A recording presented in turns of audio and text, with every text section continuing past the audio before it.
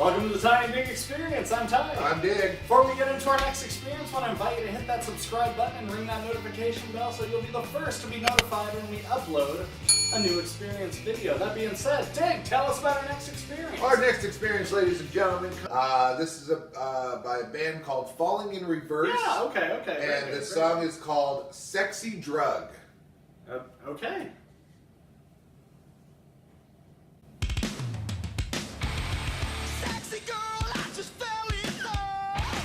So your typical emo song. Emo, screamo kind of thing. It's like a drop C shuffle. Out-of-tuned harmonies there.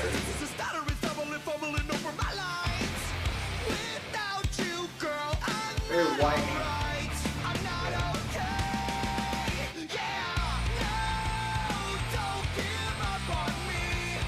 See, but it's got too much of like a pop feel. I mean, you know, they try to make the sound. It's almost like they're trying to make it sound like, oh, we're hard, heavy rock. But then you get some of the lighter guitar chords in the choruses and stuff that give it more of like a pop sound rather than a heavy metal sound. I think it's the vocalist and the synthesizer because the guitars are super heavy. They are. So like, if they swapped the vocalist out and it wasn't a shuffle, because the feel of the song too, has almost like a cheerleader kind of vibe to it. So it's like but I mean like, what the band was capable of, if they dropped their singer, got a rocker in there, these guys could easily be a Motley Crue cover band. Like, oh yeah, oh I can see that.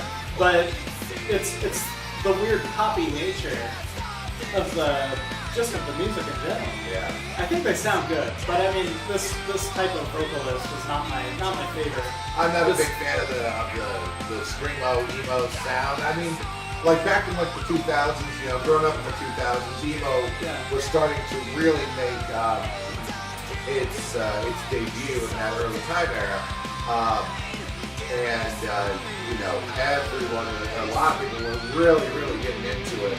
And along with listening to the music came the emo style as well. Oh, you of know, course. The dark black hair. The scene kids. Yes. Yep. The dark black hair, the Justin Bieber haircut, and which was Justin Bieber haircut before Justin Bieber. Yes, exactly. You know, and you know, you had bands like these guys. Now I don't know how long Falling in Reverse has been around. They're relatively new. Are they? Considered. Okay, I was gonna say because they sound like they really have that sound that you know was very popular in the 2000s in the emo scene. I feel like they've taken the best components of Motley Crue meets Black Veil's Bride, and they took the worst components of groups like My Chemical Romance. Yeah. Like, and smashed them together. Like, that's... Yeah, I'm not a huge, like you said, I'm not a huge fan of like the vocals that go into a lot of emo songs. But after going back and listening to some of the old emo songs that I grew up with that I used to make fun of back in the day, going back and listening to, you know, like 30 Seconds to Mars again. Yeah. Death Cab for Cutie. Yeah, Death Cab for Cutie. Listening to, there's another one that I had on the tip of my tongue. My Chemical Romance. Yeah. And then coming to find out that a lot of like my favorite bands growing up were also technically considered like emo as well, like Really? 3 Days Grace, Really? Papa Roach. Yeah. No. Yeah. No. Yep. So I mean, with the lyrics that they write, you know, I mean, emo was its own thing, but there was a lot of there's some specific factors that went into making an emo band. Yeah. One of them was, you know, the whole dressing in black thing. It was like a goth innovation. Exactly. Because the people who fell into like it, and you just need to watch any of the episodes of South Park that feature the goth kids. Yeah. They have one in particular where it's the goth kids interacting with the emo kids, and they hate each other because they're confused for each other. Yep. Yeah. So don't make that. Don't screw that. Yeah, no. They will hurt you. I think you just profiled both groups. Maybe. Well, one of them might hurt you. The other one might. The other one will straight up kill you. Yeah. Not But no, but like for an emo band, it was also like the lyrics as well. I feel like it was mostly lyrics. Yes, it was mostly lyrics that made an emo band. And growing up, listening to like I said, 3 Days Grace, Papa Roach, some of those guys, and listening to them, I was just like, oh, these guys are cool, and I really like them. They got some good music. As I grew up and started listening to the music a little bit more deeper, I started listening to the lyrics a lot more because I'm the lyric guy. And then I realized that, holy crap, this was like the epitome of emo. Wow. Like one of the first lines from Papa Roach's one of their first big hits was Last Resort? Yeah, Last Resort. Cut my life into pieces. This is my last resort. Suffocating, no bleeding. Don't give a. If I cut my arm bleeding. Talking about suicide and cutting themselves and everything like that. It's about self-harm. Yes, exactly. Wow. Very much about self-harm. Wow. And I didn't realize that's what that song was about. Yeah, and self-harm was actually, unfortunately, was very big in the emo scene back then with cutting or other things. Please, again, little PSA here on the Time Dig Experience. If you're having any of those feelings, please seek help. Mm-hmm. We want to keep you guys around. We love having you watch our videos, and we just love you in general. So please, if you're having any of those feelings, please seek medical attention. There are a lot of people out there, a lot of programs out there that can help. Absolutely. But that being said, that was kind of like one of the main components of becoming an emo band was, that was part of the theme that you were going for. Yes. Yeah. And then, like I said, listening to some of the lyrics from some of my favorite bands growing up was like, holy crap, I was into emo the whole time. You didn't even know and I didn't even know it, exactly. But I mean, I wasn't really into the bands that were technically classified as emo. Like the My Chemical Romances, the 30 Seconds to Mars, the Death Cab for Cuties. I wasn't into those bands. Yeah. Whereas Papa Roach, 3 Days Grace, Shinedown, those guys did not see themselves as emo bands. Right. They just saw themselves as, hard rock groups. They weren't classified into that emo genre, but their lyrics really resonated with the emo community. See, it's really bizarre because I feel like emo music existed before the style did. Because I feel like I was pretty, I don't know, liberal as far as like handing out like titles to what I considered music to be inside of genres and stuff. Right. The majority of those artists that you listed off, I would not consider to be emo, even after you've defined it. Mm-hmm. Entirely because my understanding of it, coming from the music before the look, would have been like, okay, it's emotional music, it's independently produced. So my thoughts immediately go to Death Cab for Cutie, which is one of them, and then Dashboard Confessional. Those are two that jump out to me because they're more like, I've got my acoustic guitar, I'm playing very emotional music, because that's what emo is short for. Yep. And I'm talking about some really, really dark things. Dark things, yeah.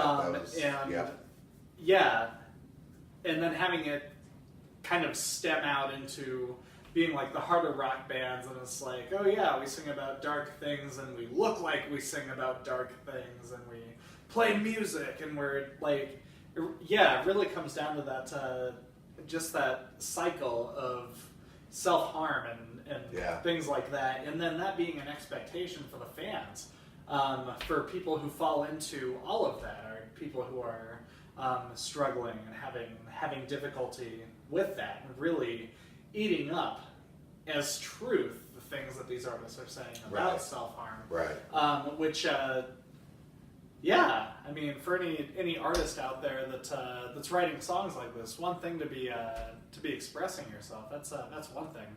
But encouraging your fans to kill themselves, I mean, that's one, incredibly counterproductive for your music career, and two, it's just a terrible seed to plant into the minds of young people. Yeah. I mean, yeah. With young people, you know, I mean, they are incredibly impressionable. Absolutely. Very impressionable. I mean, you know, the whole puberty stage, you know, just absolutely sucks because you got all these new hormones that are just going absolutely crazy. You're feeling all of these feelings that, you know, I mean, you have felt before, but now you're feeling it at an exponential rate. Yeah, so everything's amplified. So that's why, you know, like the teen suicide rate is so high. Yeah. Is because, you know, something like, you know, your friend, you know, when you're 7 years old and your friend pushed you down and called you a poopy head or something like that, yeah, you'd be upset, but, you know, you bounce back pretty much like that and you find 3 new friends in 5 minutes. And you completely forget about that person and you move on. Yeah. Somebody does the same thing to you at 14, 15 years old during that puberty stage. Somebody pushes you down, calls you an asshole or something like that, and you feel those same feelings, but at, you know, 1,000 times more, and you don't know how to handle that. Right. And you just think that this person calling you an a-hole and pushing you down, that just means the end of the world for you. You can never recover. But we're here to tell you that's not true. Yeah. You know, I mean... It's all an illusion. It is. Yeah. It is. I mean, trust me, that time sucks. It really does. But you will always make it out on the end. I can guarantee you that. We did. We went through it. Your parents went through it. Everybody has gone through that awkward phase, and we all made it through. There's no reason why you can't either. But yeah, that's unfortunately, you know, like you said, you know, kids try to resonate with music, you know, when they're feeling upset or angry, they listen to upset and angry music. Right, and then it turns out or, it's like, these lyrics are my life. Yes, like, exactly. But they're not. It's like, yeah. And like, yeah, I did the same thing when I was growing up. It's like, these lyrics, they say all the things that I can't find the words for. And Yep. that's just copping out, actually, owning your own feelings about things. It's Well, like, and then, you know, I mean, remember growing up, you and I used to try to say, like, you know, oh, we're just like these guys, or we're just like those guys. You know, like we were like the guys from the movie Dude, Where's My Car? But then we're like, we don't smoke weed and we don't drink. We're not partiers. Yeah. You know, and then it's like, oh, we're the guys from Wayne's World. Well, we don't really party either, you know, so. Yeah. And hopefully when we're in our 30s, we're not living with one set of our parents. Exactly. Like, exactly. So, recording these in their basement. Yeah. So, you know, but I mean, but yeah, I mean, it also kind of works in the same way as movies, you know, like I just pointed out. And yeah, you know, kids just think like, oh, these lyrics speak to me and these are the lyrics of my life, when in fact it's like, that's not the best mentality to have. And I think that you know, bands who write music like this, you know, and write lyrics like this, I think that they should be forced to put out a disclaimer or something into their albums or something like that, or like make like the very first track on the album and say, you know, oh, Tipper Gore over here. Well, I mean, something like that. I mean, because like that's what they already do with the explicit content stuff. But I mean, you're thinking specifically for like a self-harm disclaimer. Exactly. Yeah, something like that. You know, just saying that, hey, you know, if you're having these troubles, you know, if you feel like you can resonate with these lyrics or whatever, and you have these same feelings, please seek help. We don't endorse. Yeah, here's a hotline number. Yeah, here's a hotline number. Exactly. Yeah. We don't endorse self-harm. We don't endorse suicide. Just because we're feeling this way doesn't mean that you should feel this way. Exactly. So, you know, I mean, we feel this way for this reason. We are seeking help to fix it, and we recommend that you do as well. I think that that should be something like that should be put in there for bands that are going to be writing about those kinds of songs. Yeah, in my opinion. Didn't realize that this jam would bring on such a strong response from either one of us. Yeah. I mean, I am a big. I try to be a big advocate against teen suicide and everything like that, and I have I have noticed that the suicide rate amongst teens is very, very high and has been for a long time. Yeah, absolutely. And like I said, I think I might have kind of been able to help pinpoint, my opinion as to why. And I think that, writing music like that is aimed at those kinds of kids really isn't the best thing. But, at the same time, they need something to connect with. Yeah. And, so I guess I can't really knock it either. Yeah, absolutely. And if their way of connecting is with music, okay, but just, I hope that anybody out there doesn't take the lyrics of these songs that you were relating to, too seriously and think that ending it is the right way, because it's not. Right. So. Yeah. You got anything else for us, man? Well, I would say, on a scale of 1 to 10, on the Dig McCaffrey rating scale, it's kind of hard because it sounds like there was like three different genres of music in one that they were trying to go for. Did inspire a good conversation. It did inspire a very good conversation. Very important so conversation. I have to give some points to that. Because it did inspire a very good conversation to have with Ty and also with all of you. But as far as like the lyrics and stuff go, or I mean the music and stuff, it kind of sounded all over the place. Yeah, I didn't catch any of the lyrics. Yeah, I mean I don't really like those kinds of vocals, I suppose. Same here. That distracted me from actually hearing what they were saying. I mean, he's trying to be emotional, but it just sounded a little too emotional. I like the heavy drums. I really like that sound. I like the double bass drums. I really love those. The heavy guitar was really cool until it kind of turned into a more poppy sound. A little too Breaking Benjamin for me. It's low C meets major chords. Yes. Yeah. So on the Dig McCaffrey scale, 6.5. It inspired good conversation, and it had some good parts to the music, but it sounded too scattered. It sounded like it was kind of going all over the place, and it just kind of made me feel a little scatterbrained. So yeah, that's fair. So 6.5 out of 10 for Falling in Reverse. Sexy drug. So I think, Ty, according to my non-existent watch here, we are all out of time.